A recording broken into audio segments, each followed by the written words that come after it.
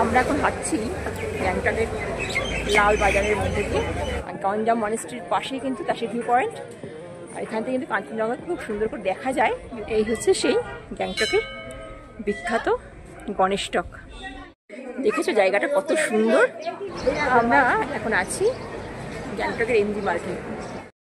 গ্যাংটক সিকিমের রাজধানী শহর, যেখানে না গেলেই সিকিম ভ্রমণ কিন্তু অসম্পূর্ণ রয়ে যায়। তাই সিকিম ভ্রমণের চতুর্থ পর্বে আমি তোমাদের গ্যাংটক ঘুরে দেখাবো। আজ 24শে এপ্রিল। আমরা পেলিংয়ের ব্লু হিল হোটেল থেকে চেক আউট করে বেরিয়ে পড়লাম সকাল 9টা-10টা নাগাদ। আর এখন যাচ্ছি আমরা গ্যাংটকে। প্রায় 5 ঘন্টা লাগবে যেতে, অনেকটাই পথ। তো আমরা বেরিয়ে পড়েছি গ্যাংটকের উদ্দেশ্যে।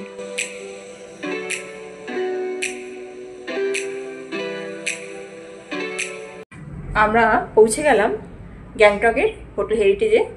আমাদের অনলাইনে বুক করা ছিল। এটি একটি 4 বেডেড রুম, 2টো বেড রয়েছে। আর এপাশে রয়েছে একটা জানালা, আর এদিকে রয়েছে একটা বড় সড়ো ওয়ার্ড্রপ। বেশ অনেকটাই কিন্তু জায়গা রয়েছে জামা কাপড় রাখার জন্য। আর জানালা দিয়ে রাস্তার ভিউটা দেখা যাবে। এই হোটেলটি গ্যাংটকের টিবেট রুটে অবস্থিত।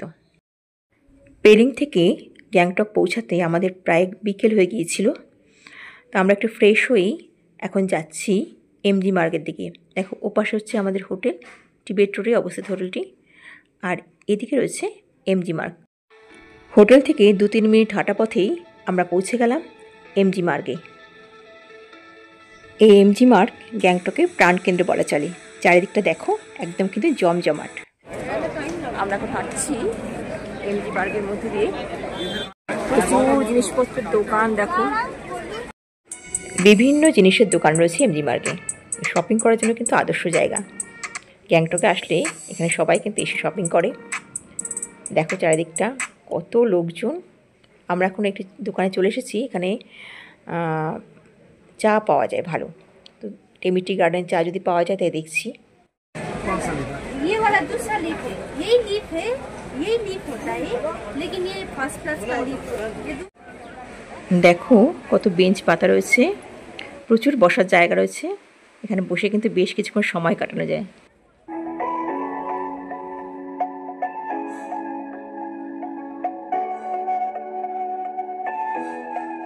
এই মার্কেট প্রচুর লোকজন। 5 ঘন্টা জার্নি করে এসেছি আমরা পেলিং থেকে। তো এসেও কিন্তু এমজি মার্কে চলে আসলাম, কারণ এখানকার আকর্ষণ একটা কিন্তু বিশাল বিরাটটা আকর্ষণ আছে এমজি মার্কেট। অনেক শুনেছি গ্যাংটকের এমজি মার্কের কথা। আজকে সরাসরি দেখতে আসলাম।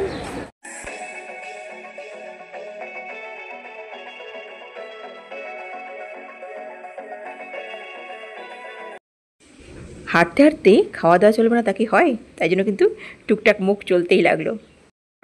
মিরর সুন্দর দেখতে না? কত কিতনে রুপিয়া? 150। এই মিরর 150। একটা মিরর কিনলাম, বেশ ভালো দেখতে। বিভিন্ন দোকানপাটে ঘুরে ঘুরে কিনতে কিন্তু ভালোই লাগে। আর কেনাকাটা থেকে বড় কথা ঘুরে ঘুরে দেখতে খুব ভালো লাগে। এবারে চলে এলাম আগরওয়াল সুইটস অ্যান্ড স্ন্যাক্স। এখান থেকে একটু জিলিপি কেনা হলো। একটু ঘুরে এসে আবার ওই দোকান থেকেই একটি চায়ের প্যাকেট কেনা হলো, 100 রুপিস দাম।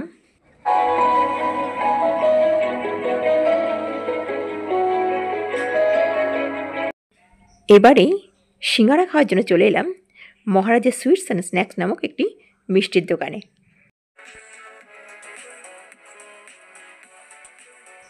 সন্ধে হতেই এমজি মার্গ কিন্তু একদম আলো ঝলমলে হয়ে উঠেছে। দারুণ লাগছে লাল বাজার, সেখানে এমজি মার্গে বেশি কিছুক্ষণ সময় কাটিয়ে আমরা ফেরার সময় দেখতে পেলাম একটা বাঙালি খাবারের দোকান, নাম হচ্ছে ভোজন রসিক। বিভিন্ন বাঙালি পদ কিন্তু এখানে পাওয়া যায়। এবার আমরা ফিরে যাচ্ছি আমাদের হোটেল হেরিটেজে। দেখো এই টিবেট রোডের ধারে কিন্তু প্রচুর হোটেল রয়েছে, ভালো মানের মাঝারি মানের বিভিন্ন হোটেল কিন্তু রয়েছে। এমজি মার্গ থেকে হাঁটতে হাঁটতে আমরা চলে এলাম আমাদের হোটেলের কাছে। এই হচ্ছে আমাদের রুমের জানালা। আজ 25শে এপ্রিল। গুড মর্নিং সবাইকে। তো ঘুম থেকে উঠে পড়েছি। তো নিচে নেমে এলাম হোটেলের দোতলা থেকে। আর এবার ভাবছি একটু হাঁটতে হাঁটতে এমজি মার্গের দিকে যাব, একটু মর্নিং ওয়াক করে আসি আমি আর আমার কর্তা। দেখো এই টিবেট রোডে তোমাদের কালকেও বলছিলাম যে কত হোটেল রয়েছে, বিভিন্ন মানের হোটেল রয়েছে। তো এই রাস্তা দিয়ে আমরা এখন হাঁটতে হাঁটতে এমজি মার্গের দিকে যাব। এই টিবেট রোডের বাঁ হাতে দেখো রয়েছে হোটেল স্নো লায়ন, আর ডান হাতে দেখো রয়েছে তাশি নরলিং বলে একটি হোটেল। বেশ ভালো মানেরই হোটেল দেখে মনে হচ্ছে। জিম ক্যাং গেস্ট হাউস, এটি হোটেল সিলভার লাইন, এটাও বেশ ভালো মানের হোটেল দেখে মনে হচ্ছে। Hotel J die. তো দেখতেই পাচ্ছ টিবেট রোডে সত্যি কত হোটেল রয়েছে। এবার চলো এমজি মার্গের দিকেই যাই। অনেকগুলো হোটেল তোমার দেখিয়ে দিলাম। এবার এমজি মার্গে সকালবেলার প্রাকৃতিক পরিবেশটা কেমন লাগে চলো দেখে আসি। চলে এলাম এমজি মার্গে। এখন সবাই কিন্তু মর্নিং ওয়াক করছে, চারিদিকটা একটু ফাঁকা ফাঁকা, দোকানপাট সব বন্ধ এখনও ভোর 6টা বাজে।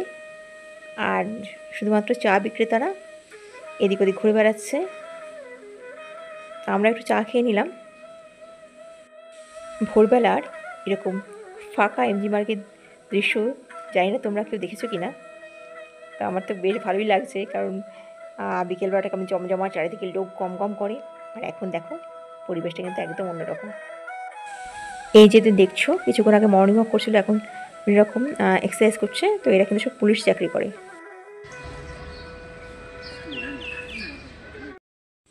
এমজি মার্গে কিন্তু কিছু হোটেল রয়েছে, যেমন হোটেল গোল্ডেন হাইট, দেখো এমজি মার্গের ওপরেই কিন্তু অবস্থিত। আমরা সকালবেলা একটি দোকান খোলা পেয়ে গেলাম, বিকেলে তো ভীষণ ভিড় থাকে। তো আমরা চলে এলাম এই দোকানে বিভিন্ন ঘর সাজাবার জিনিস কিনবো বলে। পাখা কিনলাম, দেখো বুদ্ধের মূর্তি মাথা নাড়ছে এরকমও কিনলাম মূর্তি, আর বিভিন্ন স্ট্যাচু আমরা কিনে নিলাম রিজনেবল দামে। এই পাখাগুলোর দাম 70 রুপিস। এরকম 70 কি 100 টাকার মধ্যে বিভিন্ন কিন্তু জিনিস তুমি উপহার দেওয়ার জন্য, বাণিজ্যের জন্য কিনতে পারো। ছোট্ট ফ্লাওয়ার ভাস দেওয়ালের সঙ্গে সেট করা যায়, এগুলোর দাম 80 টাকা। রয়েছে ম্যাগনেট দেওয়া এরকম স্ট্যাচু, তো এগুলো কিন্তু তোমরা কিনে নিয়ে যেতে পারো ঘর সাজাবার জন্য বা কাউকে দেওয়ার জন্য। এমজি মার্গ থেকে ফিরে আমরা আমাদের হোটেলের ঠিক বিপরীতে একই মালিকের এই রেস্টুরেন্টটি। তো চলে এলাম, এর উপরেও হোটেল রয়েছে, থাকার জায়গা রয়েছে। তো চলে এলাম রেস্টুরেন্টে ব্রেকফাস্ট করার জন্য। চলে এলো আমাদের গরম গরম একদম ব্রেকফাস্ট। আমরা নিয়েছিলাম রুটি সবজি, আর ছেলেরা নিয়েছিল পুরি সবজি। এখানে দেখলাম একমাত্র রুটি পাওয়া যায় সকালের ব্রেকফাস্টে। এই ভদ্রলোকেরই এই রেস্টুরেন্ট, আর আমরা যে হোটেলে আছি হোটেল হেরিটেজ সবই কিন্তু এই ভদ্রলোকের।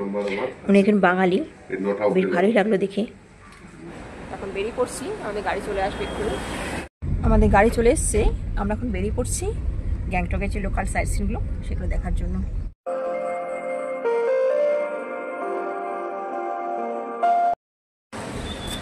আমরা চলে এলাম বাকথাম ওয়াটারফল। জিপ লাইন অ্যাক্টিভিটি কিন্তু করানো হয়। দেখো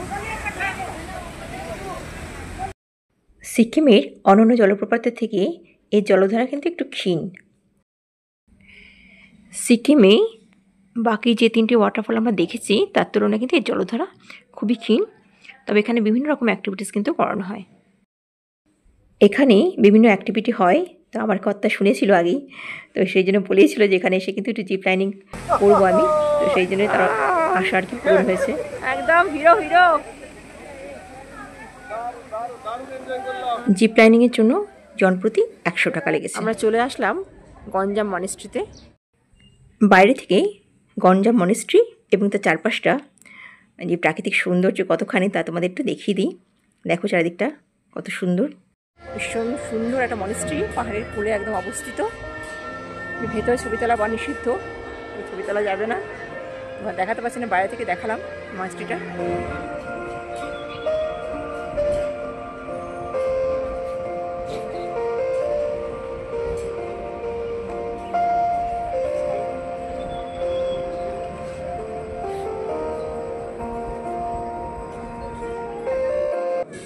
মনেস্ট্রিতে ঢোকার মুখেই দেখো রয়েছে একটা দোলনা, একটু বসে বিশ্রামও নিলাম, একটু দোলনা চড়েও নিলাম।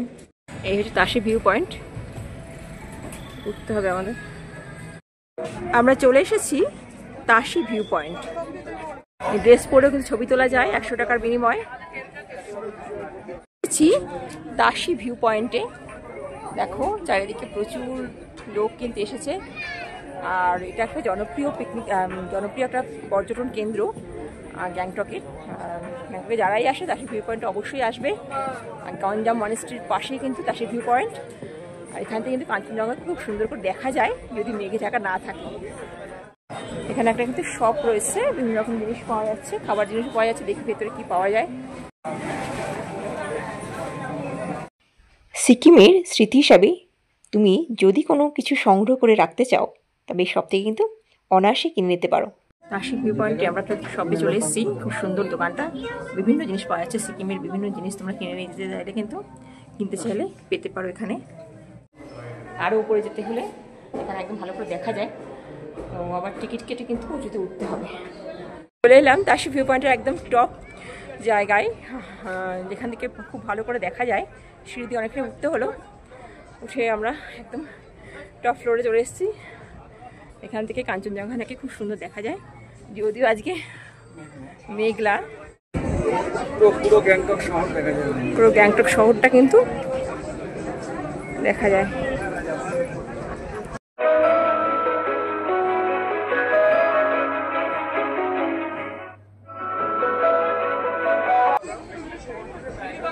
খুব সুন্দর একদম গ্যাংটক শহরটা, একদম সত্যি পুরো স্পষ্ট দেখা যাচ্ছে। চলে এলাম সিকিমের আরেকটা টুরিস্ট স্পট, প্ল্যান্ট কনজারভেটরি। এখানে এলেই হিমালয়ান পার্বত্য অঞ্চলের উদ্ভিদ সম্পর্কে একটা ধারণা পাওয়া যায়। দেখো কোনো স্কুল থেকে বোধহয় বাচ্চাদের নিয়ে এসেছে একদম হাতে কলমে উদ্ভিদ সম্পর্কে শিক্ষা দেওয়ার জন্য হয়তো। আর এখানে কিন্তু 400 প্রজাতির গাছ আছে। আর এর প্রবেশ মূল্য জনপ্রতি 20 টাকা।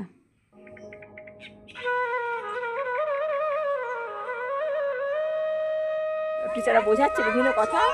সব বাচ্চাগুলো দেখো, খুব ভালো লাগছে দেখতে। দেখো কি দারুণ ফুলগুলো, বিভিন্ন রকম প্ল্যান্টের কালেকশন আছে এখানে, বিভিন্ন গাছের কালেকশন এখানে রয়েছে। এটা কিন্তু হ্যাঁ গ্যাংটক আসলে অবশ্যই কিন্তু ভিজিট করবে।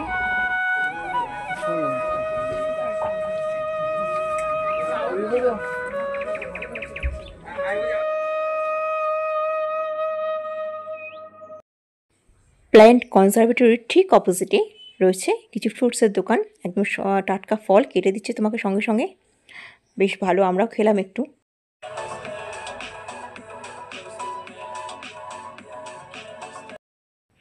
এবার আমরা চলে এসেছি হিমালয়ান জুলজিক্যাল গার্ডেনে। তোমাদের একটু দেখাই চারিদিকটা। দেখো একেবারে কিন্তু বন্য সৌন্দর্যের মধ্যে এই পশু পাখিরা রয়েছে। ময়ূর আছে। এছাড়া এই জুলজিক্যাল পার্কে red panda, snow leopard cat, Himalayan black বিয়ার প্রভৃতি বিভিন্ন রকম পশু কিন্তু রয়েছে।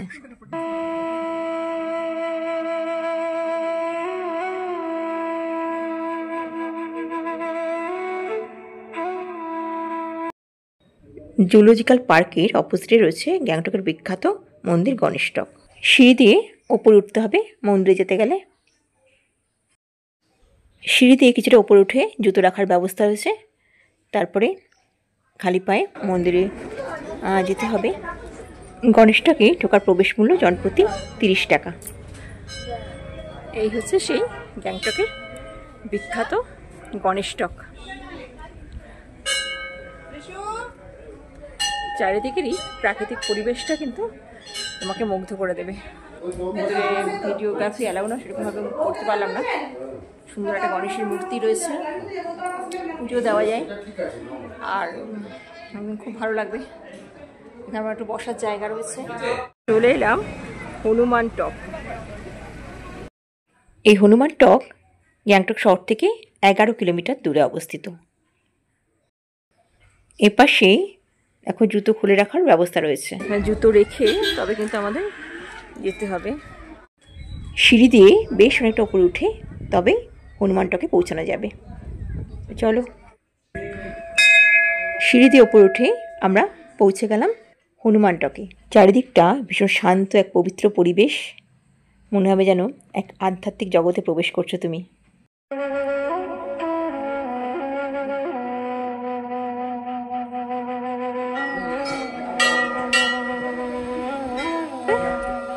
হনুমানজির মন্দির,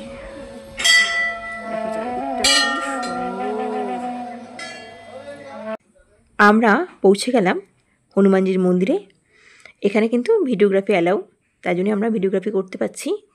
তোমাদের মন্দিরের চারপাশটা দেখিয়ে দিই। দেখো মন্দিরের ভেতরটা।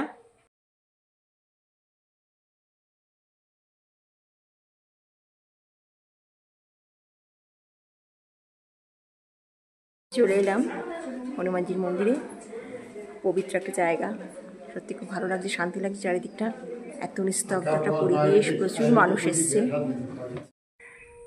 এই হনুমানটাকে দেখো, চারিদিকে ফুলের সমাহার, অপূর্ব ফুলের সমাহার দেখে তোমার কিন্তু বেশ কিছুক্ষণ সময় এখানে কাটাতে ইচ্ছে করবে।